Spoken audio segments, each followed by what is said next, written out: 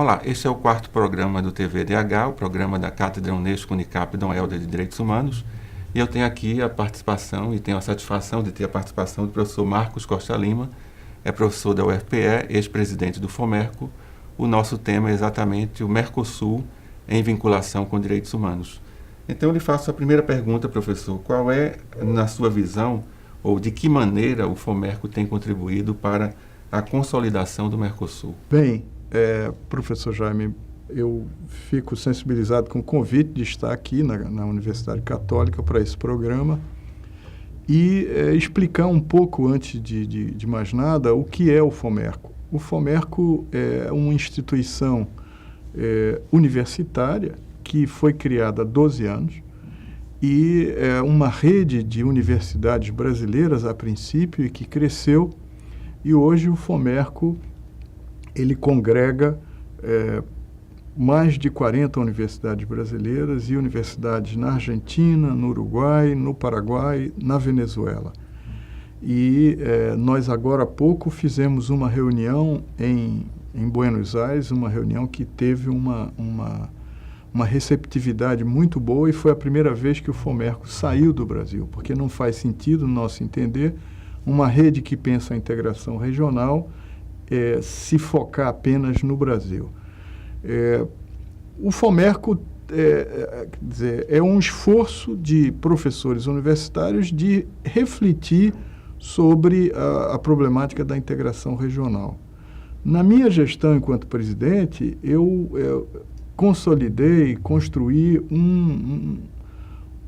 os grupos chamados grupos temáticos. Hoje o FOMERCO tem, no seu conjunto, 27 grupos temáticos. Existem grupos para discutir sobre a questão ambiental na integração regional, sobre a institucionalidade do Mercosul, sobre relações de trabalho, sobre também a questão dos direitos humanos. Então, é uma rede que cresce e que no próximo ano vai se encontrar no Rio de Janeiro, na UERJ, que vai patrocinar o encontro, e nós vamos celebrar os 20 anos de existência do Mercosul. Então, é uma data muito especial para nós que fazemos essa reflexão ampliada sobre a integração sul-americana.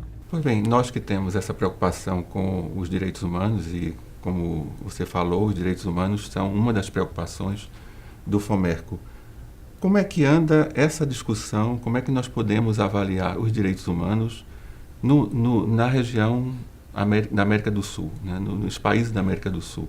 Tem alguma diferença de quando o Mercosul foi criado para cá? Eu acho que tem. Vou começar pelo final. Eu acho que houve na nossa região uma mudança substantiva, sobretudo que começa na Venezuela, depois no governo Lula, e esse processo de mudança política, ela se dá também na Argentina, ela se dá no Uruguai, se dá na Bolívia, no Equador. Então, a grande maior parte dos países, nessa década, nesse início do século XXI, faz democraticamente uma opção por mudar as políticas neoliberais que já perduravam 30 anos no subcontinente.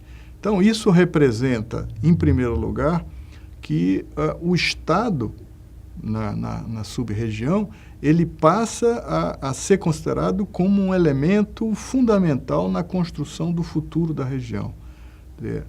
Houve a necessidade e a reflexão da sociedade civil de achar que o mercado não resolve os nossos problemas. Então, esse é um ponto inicial que eu acho que faz diferença. Outras são as injustiças na região.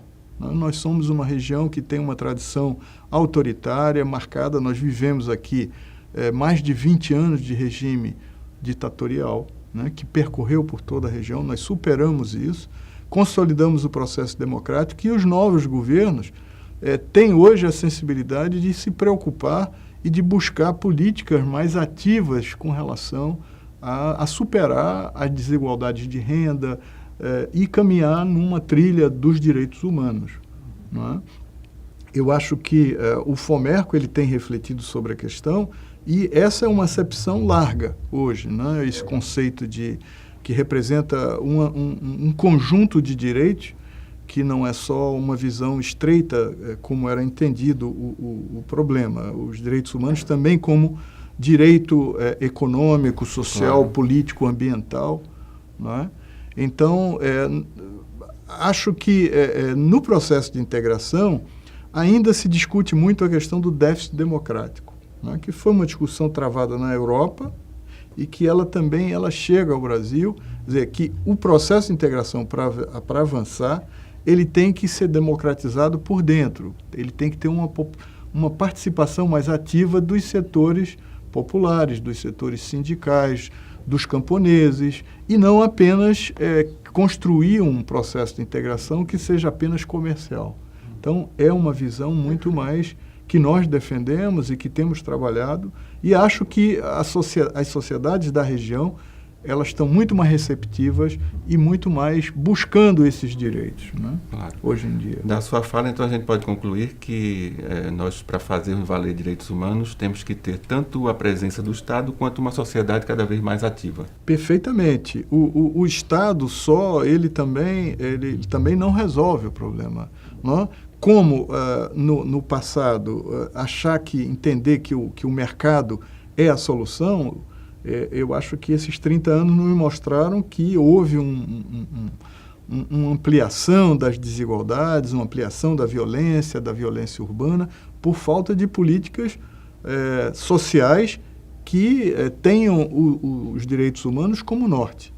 Então, essa discussão, ela se dá ao nível de todos os setores sociais. Eu acho que as questões vinculadas às etnias, as questões vinculadas às mulheres, os direitos, as diferenças. Eu acho que hoje na nossa sociedade, a sociedade sul-americana, há muito mais preocupação e muito mais interesse e vontade ativa, né, de transformar nessa direção, né, de maior igualdade social, de maior distribuição de renda.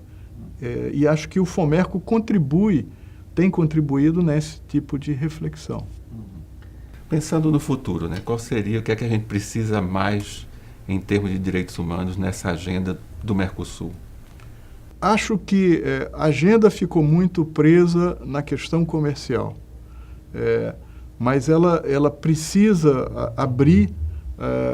Nós, por exemplo, observamos que os contatos, até pela situação colonial que nós vivemos, né, pouco contato com os países vizinhos, nós não temos muita circulação de estudantes, de pessoas na região. Então, as universidades, elas deveriam trabalhar nessa direção, porque quando se conhece a outra realidade, o outro, as diferenças, você passa a não cuidar apenas de si, né? Então, eu acho que esse processo de integração precisa vir dos jovens também, por exemplo, né?